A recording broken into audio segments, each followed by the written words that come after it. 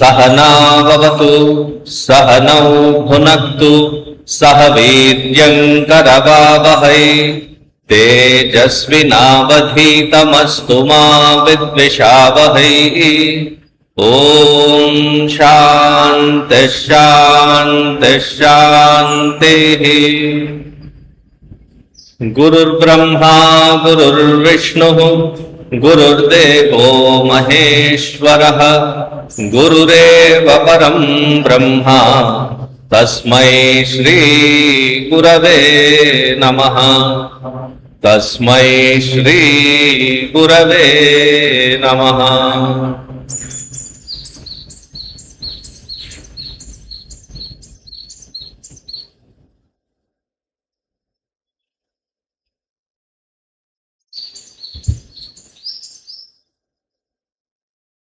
Today we are going to begin with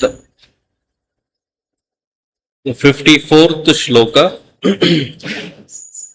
55th shloka, which is the response to Arjuna's question that he had asked Bhagavan. He had said,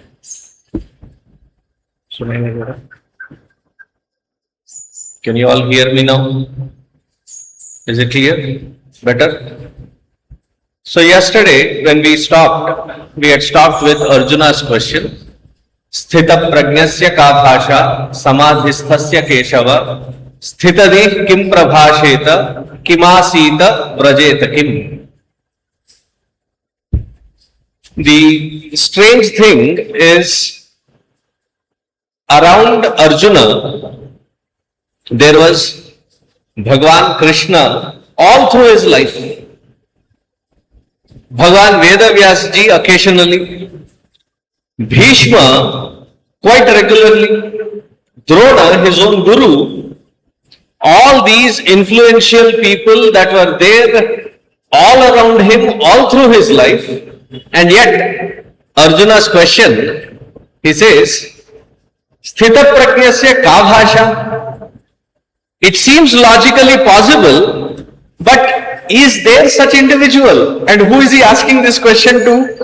Swayam Bhagavan Shri Krishna.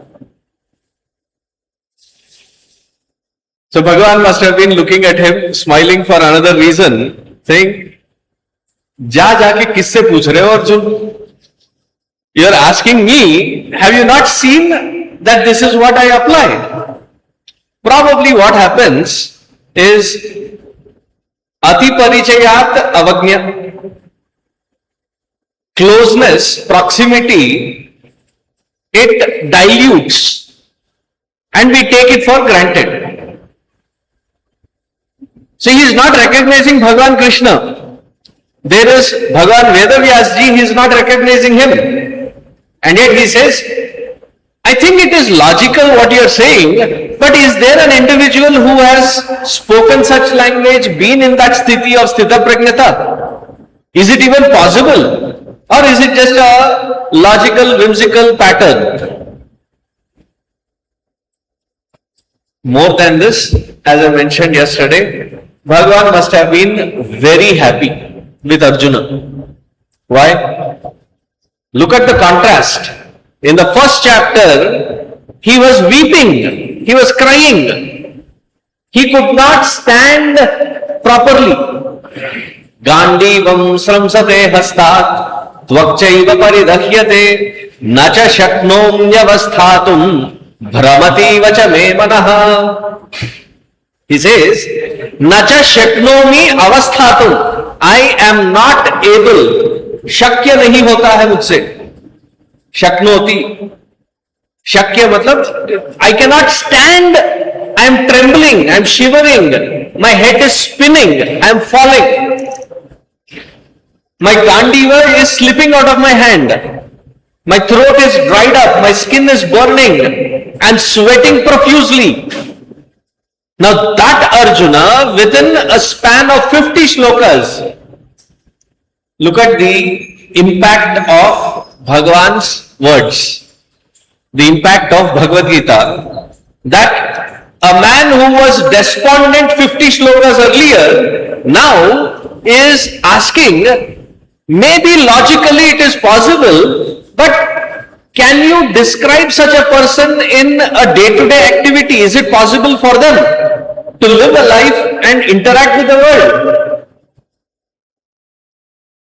So Bhagavan must be happy that, oh Arjuna, you have completely forgotten your despondent situation, miserable situation. Now you are logically saying it is possible, but practically is it livable? So he has dropped the earlier asphyxiation with his earlier thought pattern, dropped it, and now he is logically moved away from it. So with that happy note, Bhagavan begins in the 55th shloka. If you are following this book, it is page 324. Shri Bhagavan Uvacha Prajahati Yada Kaman Sarvan Partha Manogatan Atmanyevatmana Tushtaha Sthita Prajnastadochyate.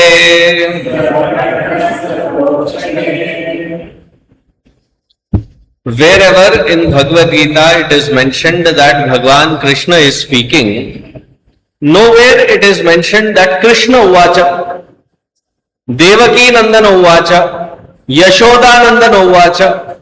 Nowhere it has been mentioned as an individual, but instead he is always referred to as Bhagavan Uvacha. Swayam, that Ishvara in this form is speaking to Arjuna. We use these words, Dhanavan. What does the word Dhanavan mean? Dhana, Van. Wherever that Nipata continues, where Van is added, it means the one who is endowed with Dhana. Buddhiman. Buddhiman, the one who is endowed with Buddhi.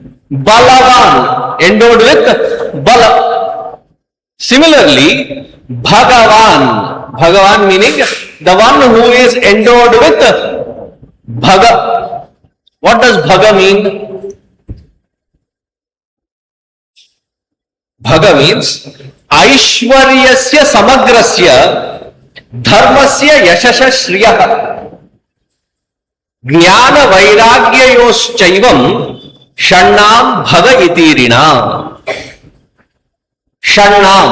Shannam, these 6 attributes, wherever you find in abundance, such one is called Bhagavan, endowed with the qualities, 6 qualities of 6 attributes of Bhaga. What are they? Aishwaryasya, Samagra Sampatti, whatever you can think of, visualize, much more than that. Aishwaryasya Samagrasya.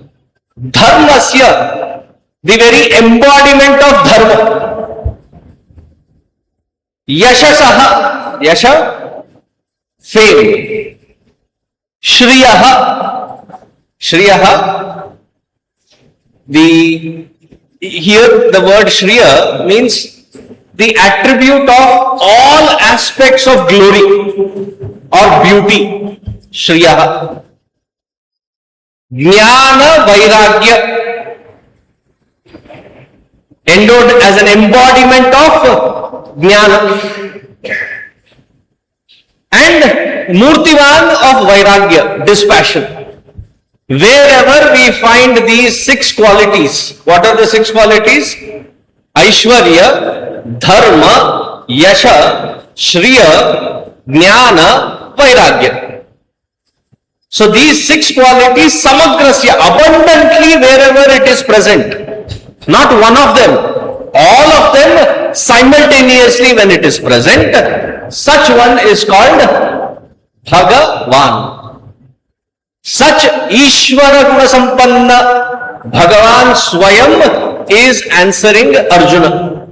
Not the charioteer, not Parthasarathi, not that Krishna, but it is Swayam Ishvara responding to Arjuna.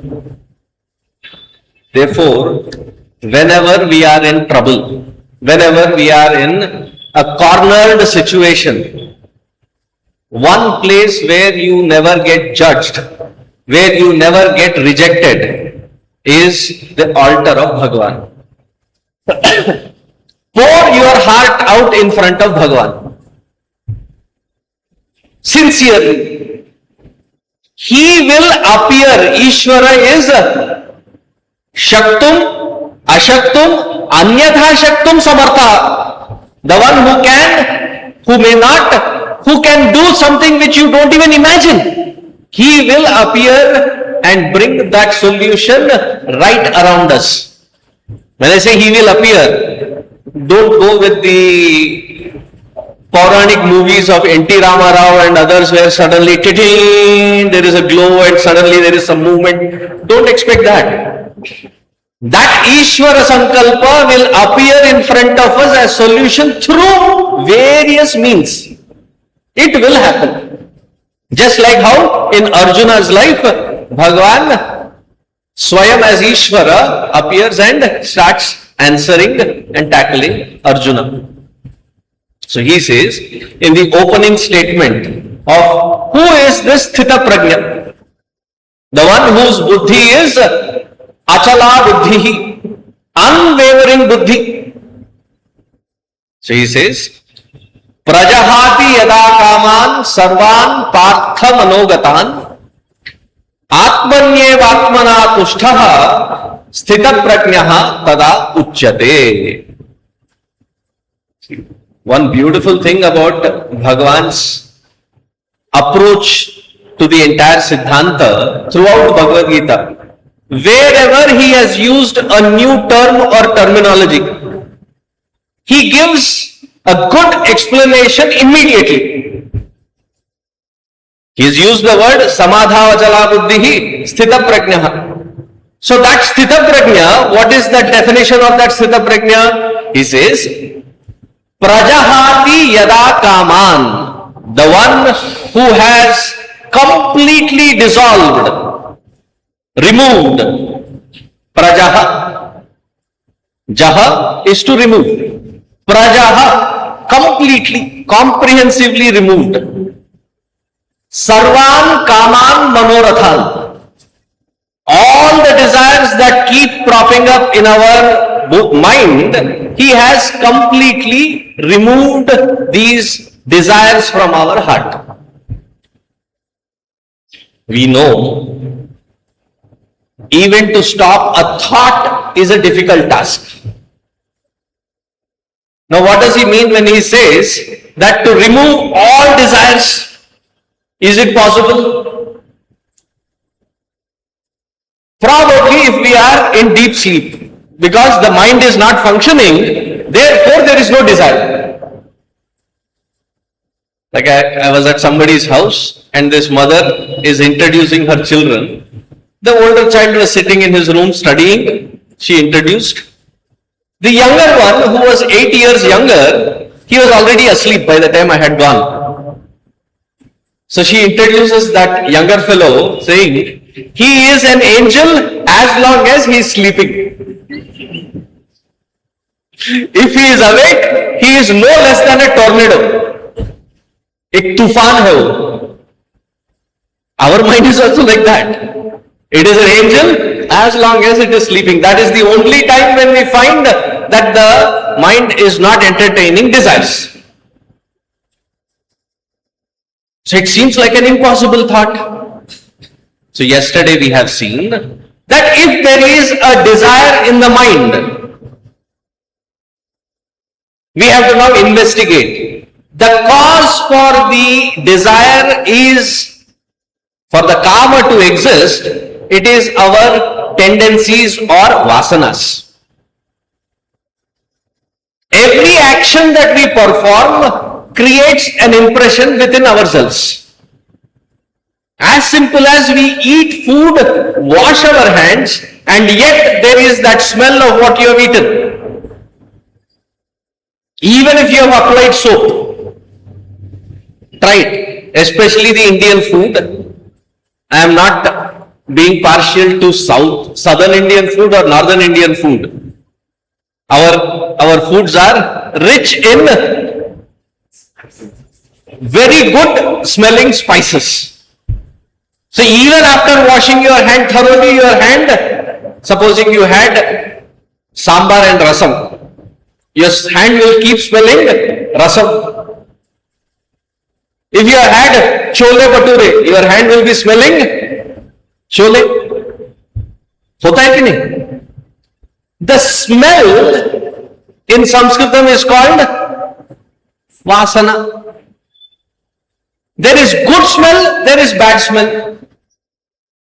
Suvasana, durvasana. Good smell, bad smell. Just like the food leaves its impressions on our hands or in our mouth, even though you have gargled with mouthwash, you have had a pan afterwards. Still, if you have had garlicky food or onion food, you can smell miles away. Doesn't it? The impression of whatever you have interacted with leaves its tendencies, its impressions. Similarly, every action, however consciously you have done, however unconsciously you have done, leaves its impressions in our antakarna, our inner equipment. When we repeat those actions, why do we repeat the actions? Because we have had some amount of joy, therefore in anticipation of that joy we repeat those actions. Bhoktrutva asakti. I need to bhogify. I have anglicized the word bhoga. I need to enjoy bhoga, that particular vastu, because it has given me, yielded me some sukha. The more I indulge, the more that sukha and that impression of that bhoga gets strengthened. At that particular time, at that particular environment, we get triggered. If you are not here in this Jnana Yajna, it is off and on raining. The weather has cooled down. Nice gentle breeze. You are sitting in the balcony seeing the rain fall with a cool breeze. What does the mind start entertaining? क्या मौसम है? इस time में, if in this particular environment, if I could, can you volunteer? What could you want at this particular environment? अरे वाह!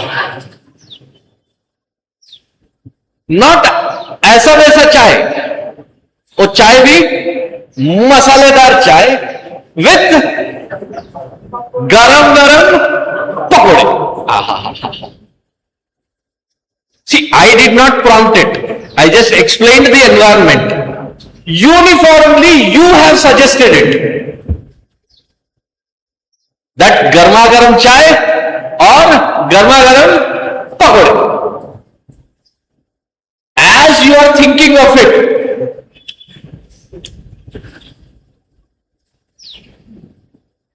हुआ कि नहीं? Where is this reaction coming from? The existing vasanas. So many people complain, Swamiji, why do you give so many food examples? That is one sure short method to keep the mind associated with what is being talked about. That particular impression gets triggered. When that gets triggered, then you start working towards to fulfill that vasana. That vasana, when it gets strengthened, it becomes kama, desire. That desire now prompts me into action. Vasana becomes kama, kama becomes karma. This karma again feeds back into my strengthening of vasana. What is Bhagavan saying here? Prajahati yada kaman. The one who has completely removed the desires from the antakarana, from my inner equipment that has been removed. How does one plan to do it? The root cause for the kama is vasana. And the vasana is strengthened through karma. And it's an unending loop. Vasana into karma, karma into bhoga, bhoga becomes again strengthening vasana. It keeps continuing. What is the root cause of it? The root cause of this cycle is called ajnana. Ajnana moha kalilam. Ajnana means ignorance. Ignorance of what? Ignorance of my own true nature, which is of the nature of Ananda. Essentially, the mind is seeking, searching Ananda. Not able to find the actual source of that Ananda, it keeps attributing to the little sukha that it can find so that it can fill its gaps with the little sukha and get entrapped in that cycle. Now what has this sthita prajna done? Wherever the intellect of ours is clouded by our ajnana, they have risen above the clouds of this ajnana.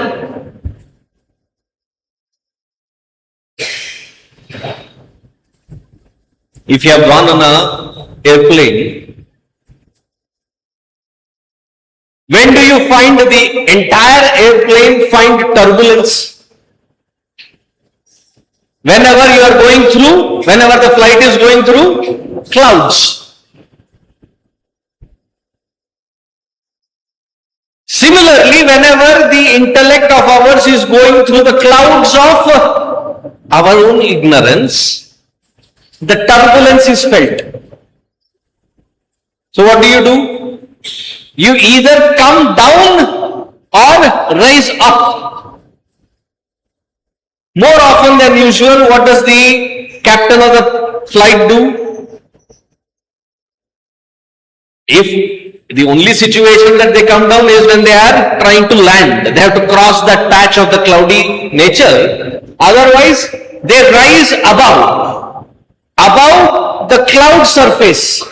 Usually the flights go at around 30 to 40,000 feet, where there are no clouds. Who is the Sthita Prajna? Who has raised his intellect above this cloudy layer of ignorance by understanding the true nature of one's own self. By understanding the true nature, they have removed that layer of ignorance. In our Guru Stotram we say, Ajnana Timirandhasya Jnananjana Shalakaya Chakshurun Militam Yena Tasmai Shri Gurave Namaha. In the Upanishadic mantra we say, even in the end we say, Asatoma Sadgamaya Tamasoma Jyotirgamaya Mrityorma Amrutangamaya. The darkness of ignorance can be removed only through one element. As soon as you step in, if this whole environment is dark, how do you remove that darkness? You turn the lights on. As soon as you turn the light on, what happens to that darkness?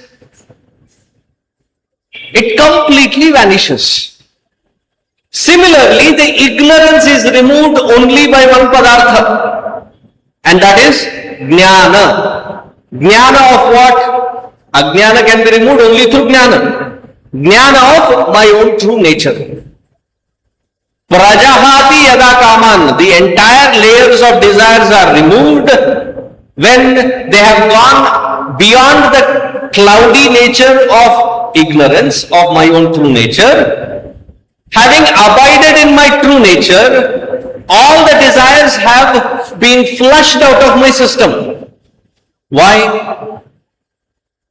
For the one that is already established in that state, which is a constant, permanent state of sukha,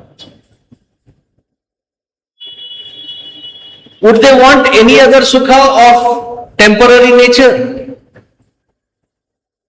Would that mind want to entertain something which is of a temporary nature? Not finding the need for it, that mind stops entertaining desires once and for all. Am I getting across? The reason for the mind to search for that sukha is removed.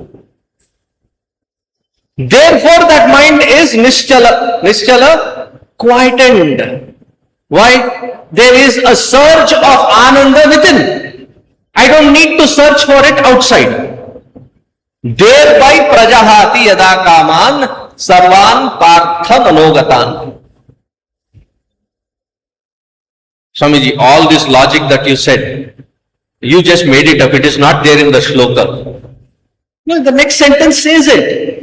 Atmanyev atmana tushtaha sthita prajnaha tada uchyate.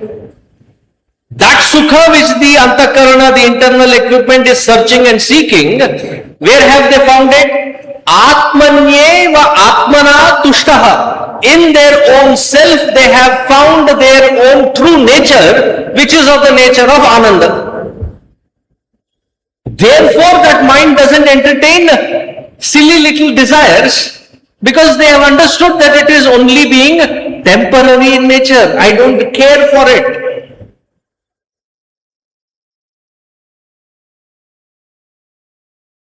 Am I getting across? For somebody who is sitting in riches, lot of wealth, if there is a 1 rupee coin, do you think they will try to rush towards it? Why? Because they are already seated in immense amount of wealth. This little thing doesn't matter for them. And that which they have struck inside is an unending fountain of ananda. And this ananda, what is the nature of it if I have really struck upon my own true nature? Every other sukha that I have gained has a cause for that sukha. There is a karana for that sukha. Pakoda sukha, chai sukha, ice cream sukha, nidra sukha.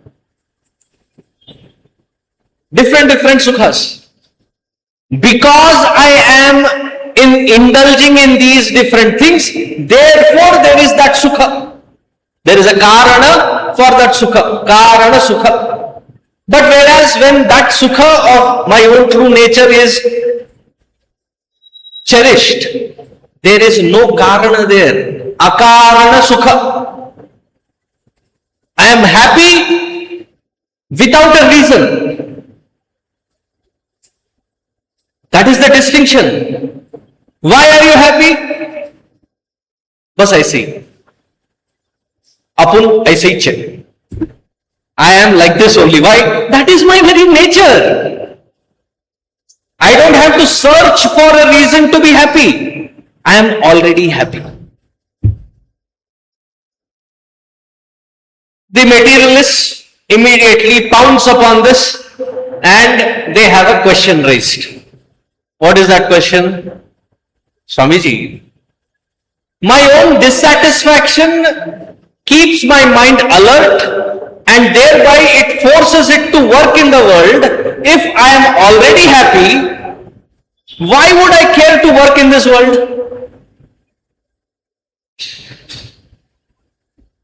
Because that dissatisfaction has always kept me prompted to work, so that I can find that little sukha. If I am already in that sukha, why would I work? Though it appears very logical as a question, it is the most illogical standpoint. Supposing you have got a good news, happy news. Would you sit in a dark corner of your house, of your room? क्यों भाई ऐसे क्यों बैठे हो? Why are you sitting like that? I am happy. कोई बोलेगा? All the songs, whether English, Hindi, Telugu, sad songs, what do they say? In a dark corner, sitting, isolated, feeling depressed, मुझे मेरे हाल में छोड़ दो.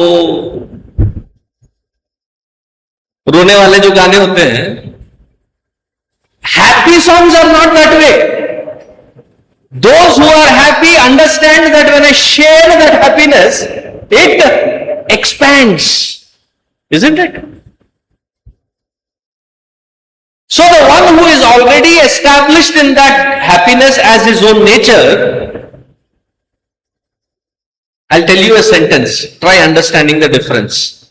Usually most of us work for happiness. These are the individuals that work with happiness. Why? Because I have plenty to share. Most of us, when we are working for happiness, we have a hidden agenda. Wherever I am investing my time, my resources, my efforts, what is it that that environment can bring for me as a result with which I can be happy, I can be satisfied, I can be comforted. But this person who is throbbing from inside with this happiness doesn't have that hidden agenda. He says, I have it in plenty, therefore I am working in the world. Why? To distribute this ananda to everyone. Isn't that the very motto of our organization? What is the motto? To give maximum happiness to the maximum number for the maximum time. क्यों भाई? खाली फुकट क्यों दे रहे हो?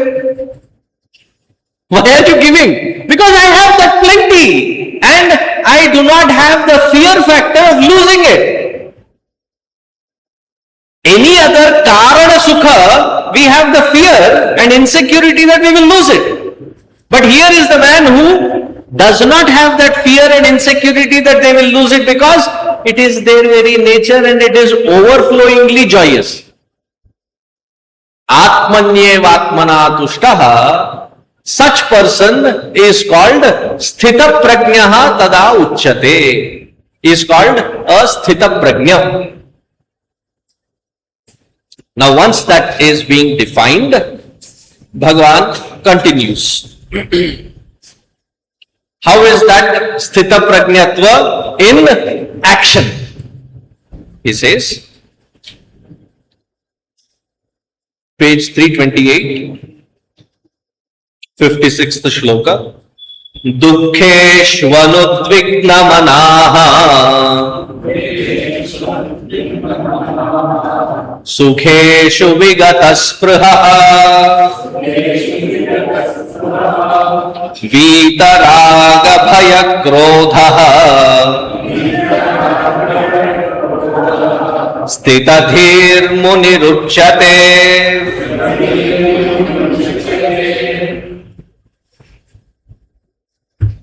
Stitadhihi, sthita prajna, these are all synonymous. Dukkheshu anudvignamanaha, sukheshu vigata spruhaha, vita raga bhaya krodhaha, Sthitadhir Muniruchyate. Life, we have seen, is a garland of all kinds of experiences. It is only the fools that anticipate a life wherein there is constant nature, that there is no movement. It can happen only when you have quit this body. Up until that moment, there are going to be ups, there are going to be downs. Even for a sthita prajna, there will be up, there will be down. Do you think the realized masters do not have health issues? Our own Puja Gurudev, when he used to come for yajnas, before meals he used to have a handful of colorful medicines. After meals he used to have a handful of colorful medicines. And he used to say, my stomach seems to be more intelligent than my head. I throw all of this into the pit of my stomach and it knows where to supply what medicine.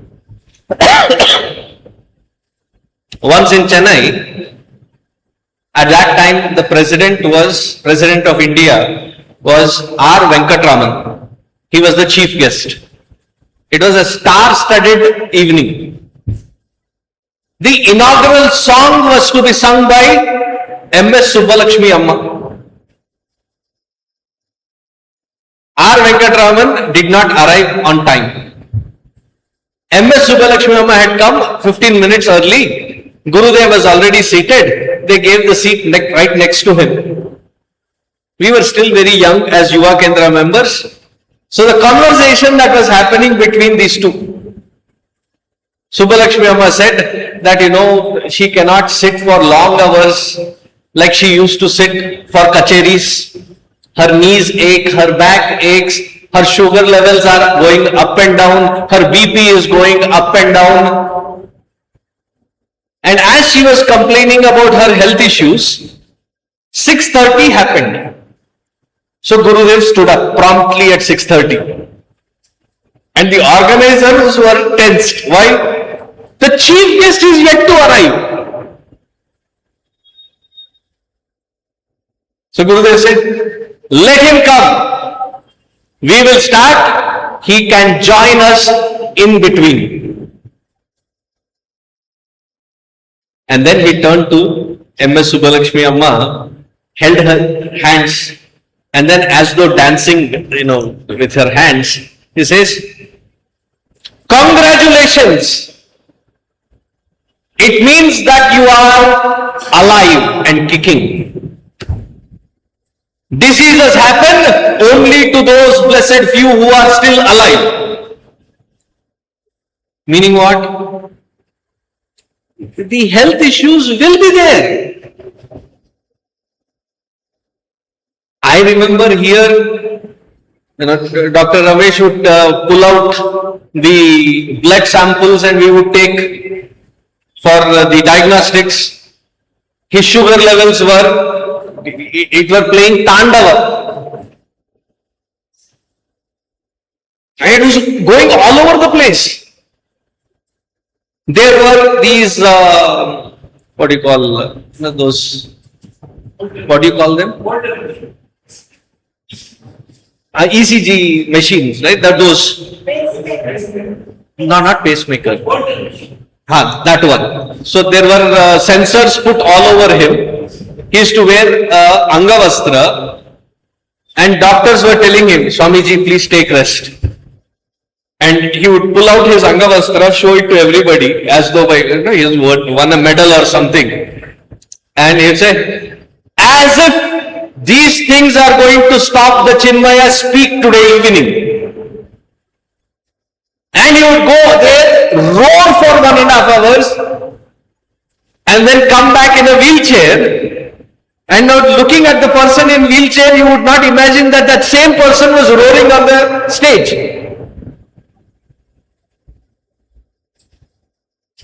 Whether it is Ramana Maharshi, whether it is Ramakrishna Paramahamsa, they all had physical ailments.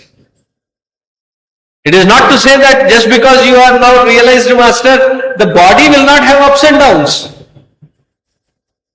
Experiences will not have ups and downs. It will be there, that is the uniqueness of our life, that there will be highs and lows constantly. How does one handle it? That makes the difference. Dukkheshu anudvigna manaha. When there is the environment of experience which is bringing lot of sorrow and misery, anudvigna manaha. Udvigna meaning trembling from inside. Anudvigna manaha. Their minds are not trembling because of the outside scene of experience. For many of us, in anticipation of that experience that we may have to go through, we are already trembling inside. Some responsibility comes. You have to chair this particular event, be the coordinator, director of this. Suddenly it has come. पता नहीं स्वामी जी, बहुत डर लग रहा है. अरे अभी शुरुआत भी कहाँ हुआ है, इसीलिए डर लग रहा है Swami ji. Even before it has unfolded, we are already anticipating, imagining, and in our imagination, imaginary scenarios, we are already trembling. Now here is the person, when the situations filled with sorrow and misery, when they happen, anudvigna manaha, their minds are not shattered, they are not shivering inside. Anudvigna manaha. And when prosperity happens, samruddhi happens, sukheshu, they don't lose balance.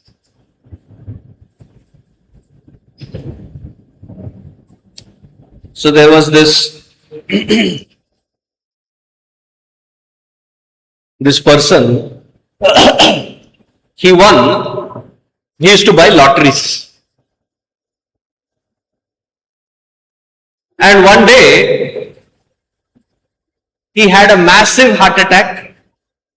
He was taken to the hospital. Wife, kids, everybody were there around, admitted him in the hospital. They said, lucky that you brought him in the nick of the moment. We will have to do quadruple bypass surgery. And the wife was like very angry. This foolish person kept spending his wealth on these lotteries. Why? She had come back home, the clothes of the earlier day were still there, and she was removing everything, and his pants came up. She was emptying and she saw a lottery ticket. She threw that lottery ticket and was muttering to herself in utter disgust that this fellow wasted all the wealth. If that would have been saved, it would have come handy in this situation.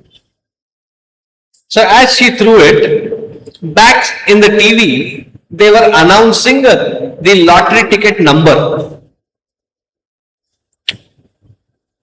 Just out of curiosity, she picked that lottery ticket. First 4 numbers were in the same sequence as in the lottery ticket. She dropped all the clothes, picked up that lottery, neatly ironed it out, went to the TV, matched every number in the sequence, and he had won the jackpot. And she was ecstatic. She was thrilled. So she rushed to the hospital. Lucky for her that she met the doctor who was dealing with her husband, and looking at her beaming face, I said, "What happened, Amal? You look so happy." That, my husband, he used to buy this lottery tickets. Fortunately, yesterday's ticket that I was about to throw, we realized that it has hit a jackpot. I was going to inform him. The doctor said, thank goodness I caught you in. He's already a heart patient. And you reveal this news to him directly and he may have a heart attack. You wait here, let me go handle this. He went inside. Now, while as though checking him, prepping him up, casual conversation. Look, you will be going through this quadruple bypass surgery. It will have this kind of, medical bills. Only a little bit of it will be covered with your insurance. How are you planning? How are your finances for your surgery? And as he was talking, the doctor slipped in the information. Wouldn't it be nice if you won a lottery ticket? I said, yes, doctor, that is true. I kept buying, but unfortunately, not even once I got even a small amount. So the doctor said, okay, now is a good opportunity. He says, what if you won the jackpot today? And very nonchalantly the patient said, Doc, I'll give half of it to you. And the doctor was admitted in emergency. Because for him it was already a truth and he himself was a heart patient. He fell down. Half of the jackpot. When sukha happens, samriddhi happens, when prosperity happens, we don't know how to be in balance. See, when I was in US, there used to be always this monthly jackpots. It has been studied upon that not a single person who has won the jackpot has had a stable life. They have become more poorer within the next 1 year or so than before having won the jackpot. Why? They have lost their balance. They have gone indulged in everything and lost everything quickly. Sukheshu vigata spruhaha. The internal balance, spruha, is lost. But for this person, he does not lose that inside balance. That inside compass is never disturbed.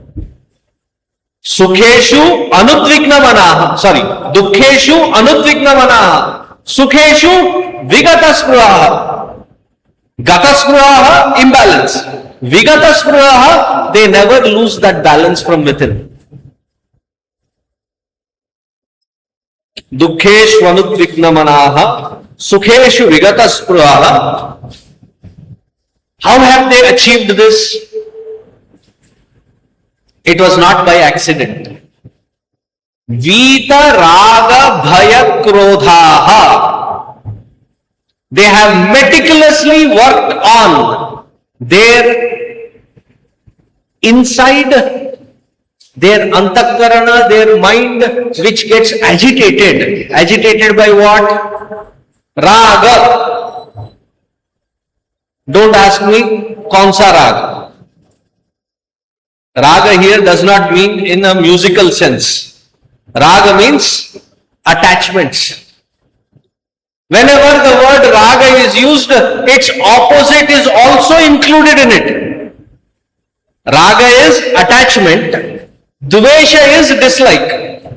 They have worked meticulously to grow out of their likes and dislikes. We take it back to the shloka number 47 in the second chapter. The field of karma as a responsibility, karmanyevadhikaraste ma phaleshu kadachana. That is the shloka number 47. The field of activity, the kartavya karma that has to be performed, is not to be looked at being performed from the lenses of likes and dislikes. Responsibilities cannot be contaminated to be looked upon from the standpoint of whether I like it or dislike it. It is my responsibility, therefore it has to be concluded, it has to be fulfilled. What do we do as a mistake? We start viewing life from our experiences, our responsibilities from the standpoint of, do I like it? Do I not like it? If I like it, I want it to be repeated. If I don't like it, I want to run away from it. Responsibilities cannot be looked from that lenses at all. Whether you like or dislike is immaterial. Is it your responsibility? One has to get up, fulfill it. Whatever it be.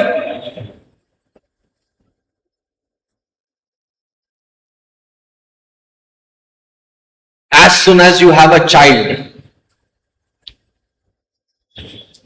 the parents say, bundle of joy.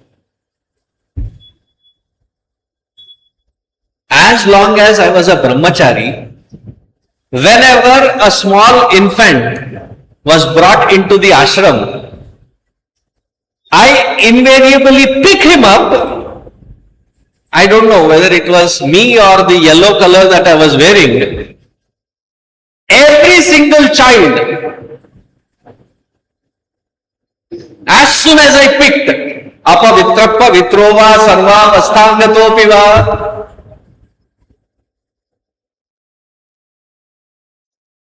sometimes from the front, sometimes from the back, matching my yellow. Now, when the parent says the child is bundle of joy, it comes with a package. That bundle of joy, for its maintenance, you have to carry a bag along with it. One segment of the bag will have all the kinds of different foods that you have to feed in a timely manner. There is milk, there is formula, there is mashed fruit. Well, there's a whole retinue of things that have to be carried. That is one segment. I usually call that as the input segment. The other segment is called the maintenance of the output segment. Both come as package. Because the child being carried around will be in diaper. Madhya, that diaper has to be changed. I don't like it. You don't have a choice. That bundle of joy comes with both aspects of package. You cannot deal with it from the standpoint of, I like certain aspect of it, I don't like certain aspect of it. Get over yourself. If that responsibility has to be fulfilled, you have to own both aspects of it and fulfill accordingly. Similarly in life, whatever are the experiences that I am going through, never ever view it from the standpoint of, do I like it or do I not like it? In many places, wherever there is this, on the graduation ceremony, there is a speaker called.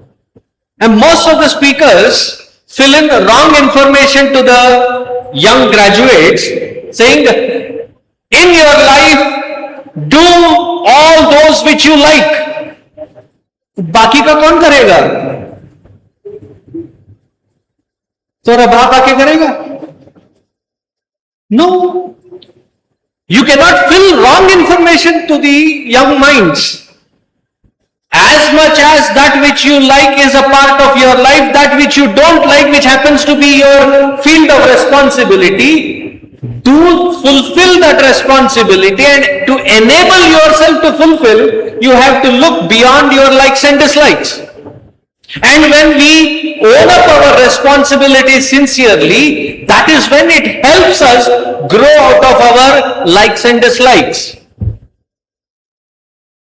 You cannot avoid likes and dislikes, but you certainly can grow out of it. That ability one has to gain only through fulfilling that field of responsibilities.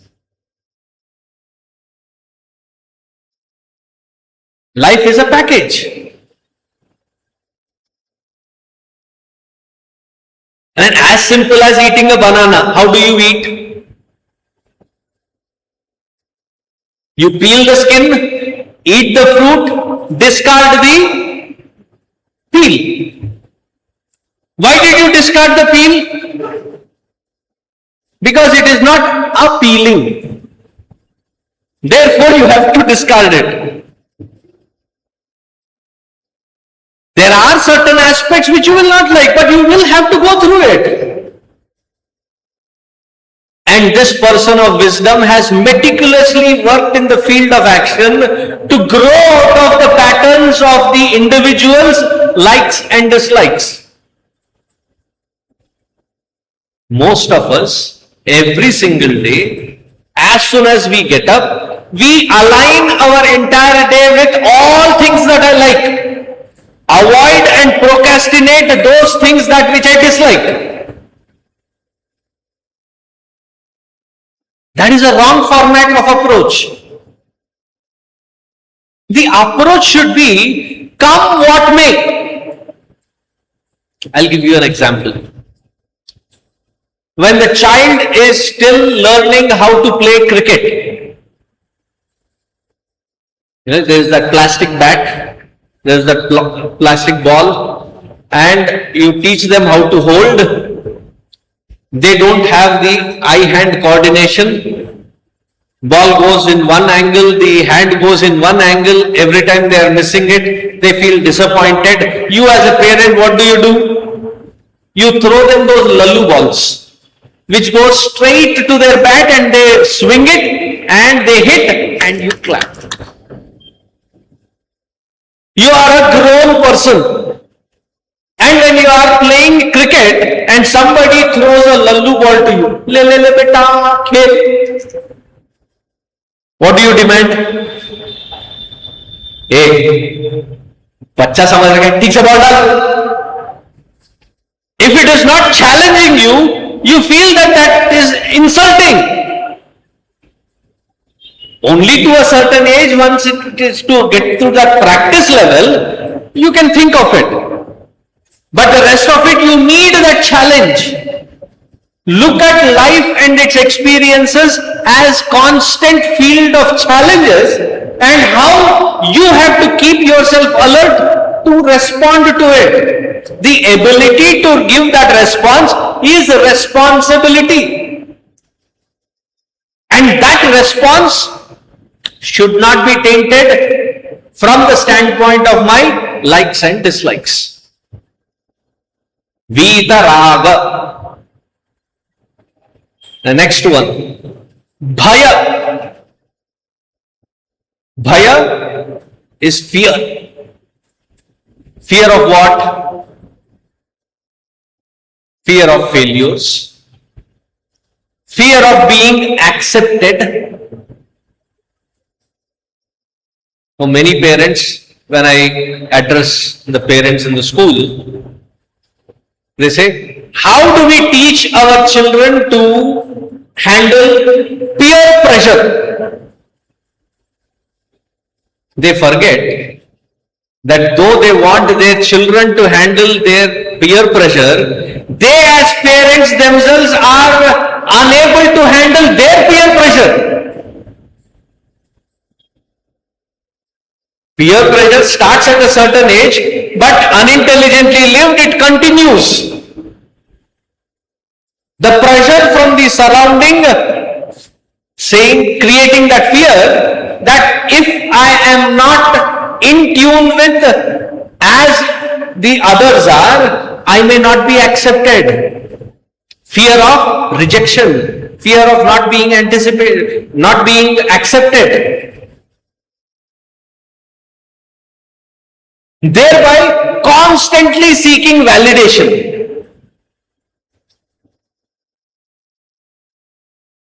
The fear leads to that mindset wherein I have to constantly seek for validation.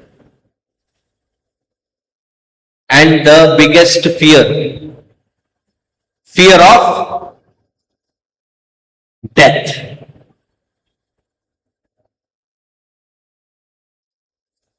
I don't know, Swamiji, what will happen to my family once I die. Once you are dead, they are no more your family.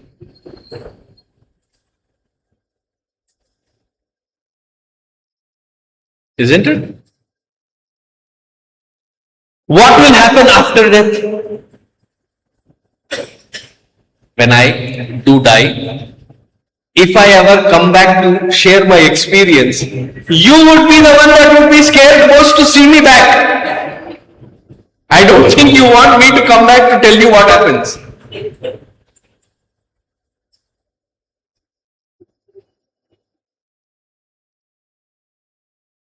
Fear of death. Now these fears have to be handled one by one, layer by layer. Fear of acceptance, fear of rejections.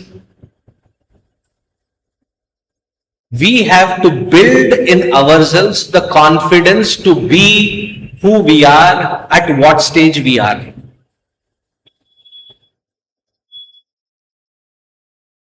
With the humility of attitude that given that I am this, I am constantly putting the effort to find an improvement to better myself than what I was earlier.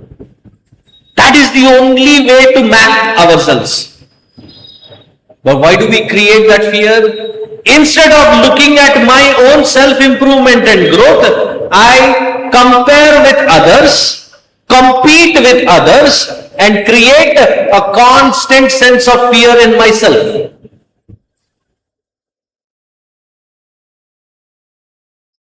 This individual has meticulously worked to accept oneself at that position where they are completely 100%. Both the positive aspects as well as the negative aspects. Once that acceptance is complete, then work on enhancing the positive traits, work on the negative aspects of it, completely working one layer at a time to deplete and remove one layer at a time. There is no shortcut to this. If you are looking at a shortcut, if somebody has promised a shortcut, they are taking you for a ride. There are no shortcuts in self-improvement. First, accept yourself 100%. Be honest, whether it is a positive aspect or a negative aspect. I have jealousy, I have comparisons, I have all the negativities. List them down, whatever you have. Be honest with yourself. If you cannot be honest with yourself, can you be honest with anything else in the world? Yes, it is a scary thing to be honest with oneself.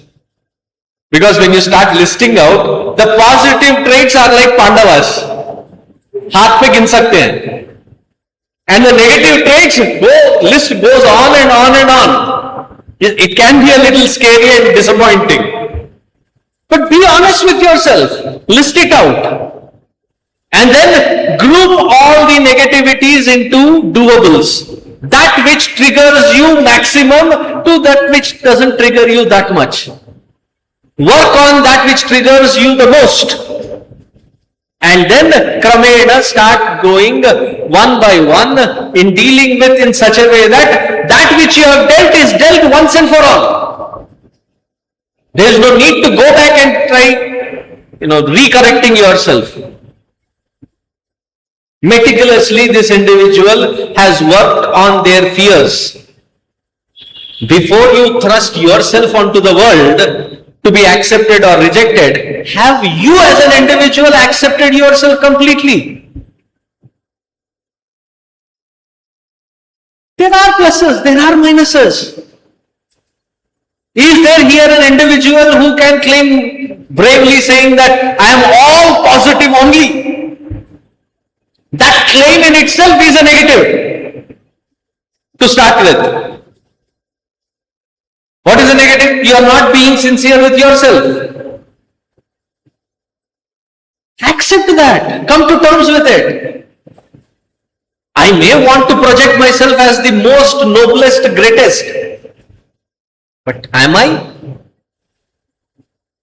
Identify all those. Work with yourself. That day when you are confident being yourself, both pluses and minuses, having the humility to understand the negatives and to have the consistency to work on it, to grow out of it, that day you are beaming forth with confidence. That day you do not care for being accepted or rejected from the world. In Hindi is it Mast Mola, Mast Ram. Wherever you are comfortable being in that situation, in that kind of group. Otherwise we have these tendencies. I don't know, Swamiji, it is all new. They are all new people. I don't know how I will adjust. They are also equally new to you. You are also equally new to them. They will also have to adjust with you. But the one who has that confidence will automatically merge into that environment, whichever environment they get into. That self-confidence has been gained. I know what are my negativities, I am working on it. I know what are my strengths, I am trying to enhance them. And I will not walk based on your demands of pace of my improvement. I will walk the path on the pace that is comfortable for me to grow. If there are any swimmers here, when you are learning to swim, the coach often informs that you have to find your own pace. You try overdoing it, you get tired. You underdo it, you sink. So you have to find your pace. Similarly in spirituality, you have to find your pace and be comfortable with that pace of self-unfoldment. Dheere sahi, par kar raha hu. That confidence will be there.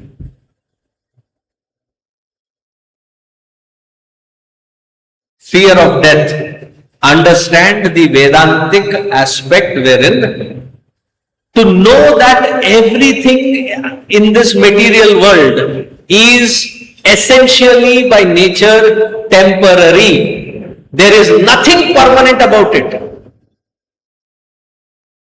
However valuable the vastu be, it will shatter, it will break, it will go bad. Why? That is the nature of material. Matter will exhaust itself. That day when I understand that it is not its nature to be permanent, to anticipate that permanency from it is my foolishness. When that understanding is strengthened because of my Vedanta Shravana, then I come to a point to understand that this body, mind and intellect, this box called body is also made up of matter. Funny thing, my observation. I have seen those who have had healthy foods, good exercise, good everything that can be prescribed, they are already doing. And I have also seen those that they don't care for what they eat, whether they exercise, whether they don't, nothing. Seen both. Don't both perish?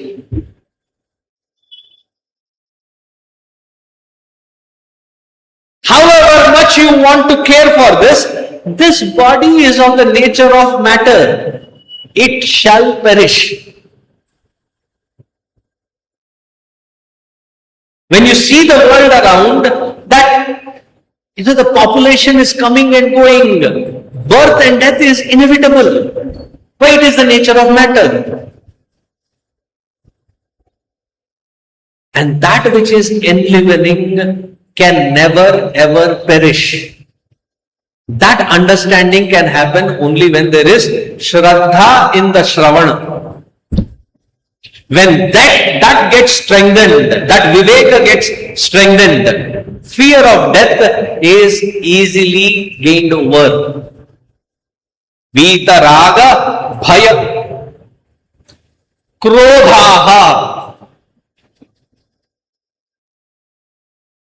There are masters in our Puranic literature who are the very embodiment of Krodha.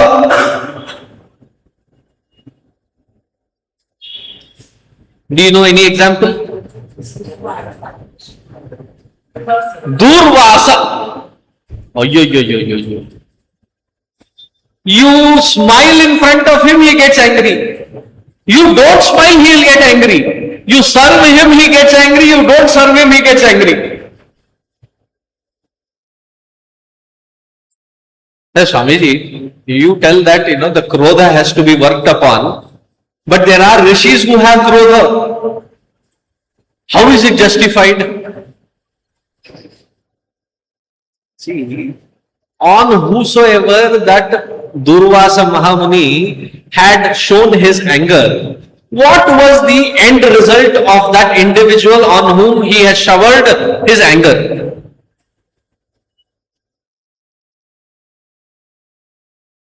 Isn't it Bhagavad Prapti?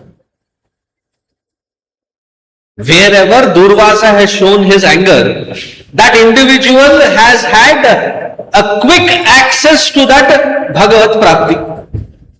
Is that anger good anger or bad anger? So don't you dare compare your anger with his anger. Get out of it.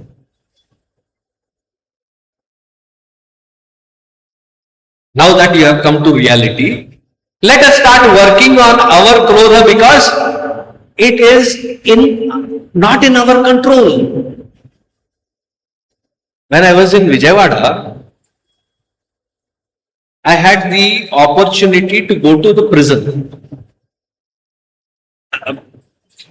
Not as, don't get me wrong, after saying it, that is when I realized how it can be understood. I was invited into the prison, okay. I was not caught and taken, I was invited into the prison to talk to those who were with life imprisonments. I had an idea that Bhagavad Gita and its message, Vedanta and its message can help them resolve their own minds so that they can evolve. And 90% of those, it took about 6 to 7 months for them to accept me, not reject my presence, not feel angered by my presence.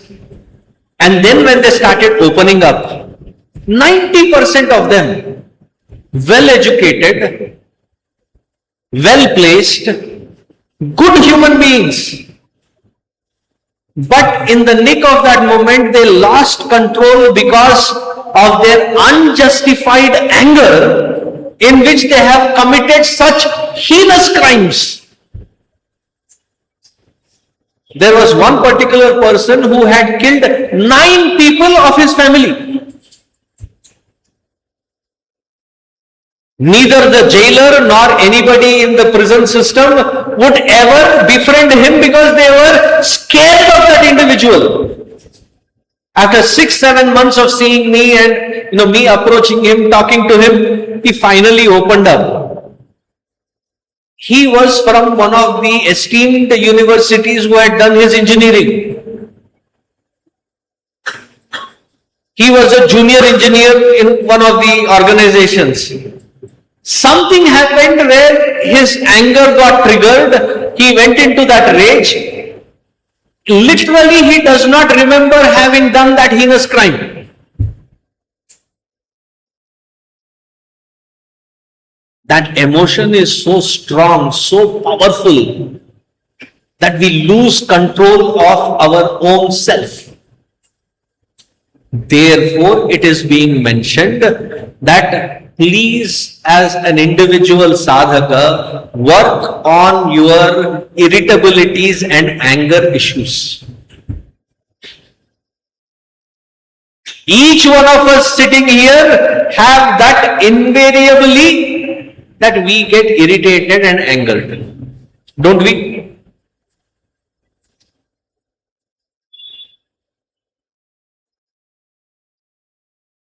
Is it in our control?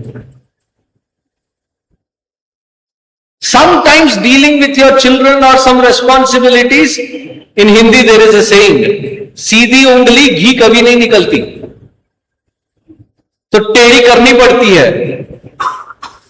But then is that anger that you are expressing in your control as you are expressing it, or are you simmering in it? Are you boiling in it? Most of the times when we get triggered into that anger state,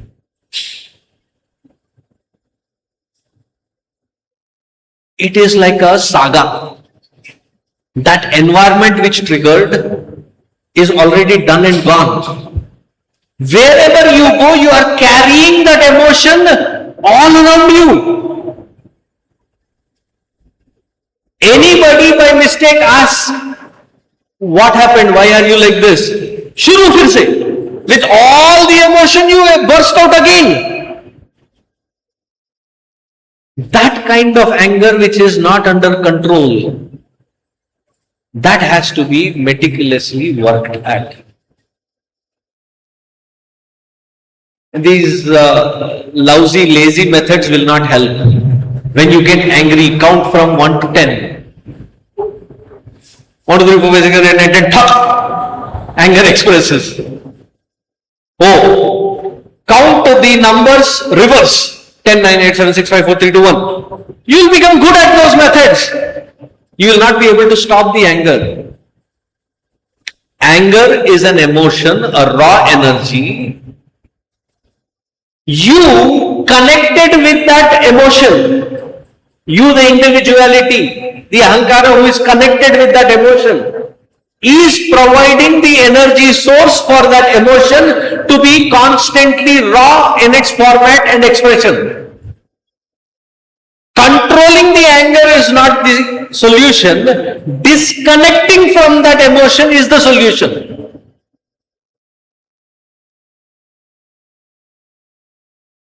Initially, to disconnect from it becomes impossible. In fact, if somebody even reminds me that I should not get angry, that triggers more anger. Disconnecting is not becoming that easy. So what is the next method there? One has to find the method to channelize that raw energy into something productive. If nothing else, go for a brisk walk outside. Get out of that environment. Let that raw energy be dissipated out. If it is not an opportunity that you can go out, you are stuck in your room, pull all the books, all the clothes down and dust it and rearrange the entire room. Some method where this energy can be channelized towards. Or, instead of a fan, hang a punching bag. Use boxing and kickboxing. De dhanadan. Somewhere that raw energy has to be channelized physically. When that vehement energy reduces, that is when you have an opportunity to disconnect from it. This sthita prajna has not by accident become a sthita prajna.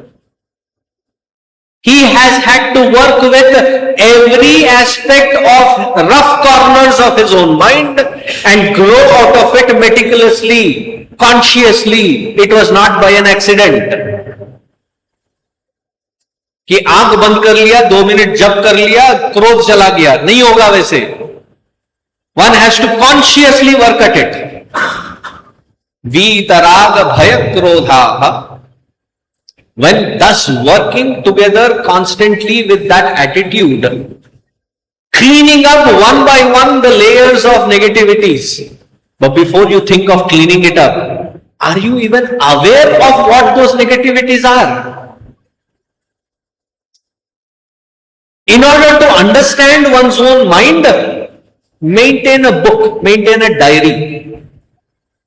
Every evening, just before you retire to bed, write down how was the day, hour by hour. What were those raw moments wherein you knew that you lost control of your life? Mention it, write it down. Though it may seem like there are, and when you are writing this negative, maintain a red pen. If there are occasional good things, maintain a blue pen. You will be disappointed. For the first 2-3 months, the entire book will be looking red. Once you have seen that there are these moments where these red patterns happen, you can start grouping them together.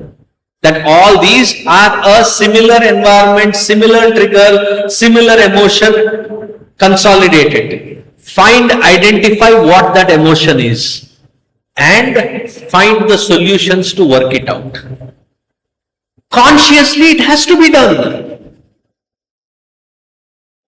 This is called maintaining a spiritual diary. Swadhyaya has 2 meanings.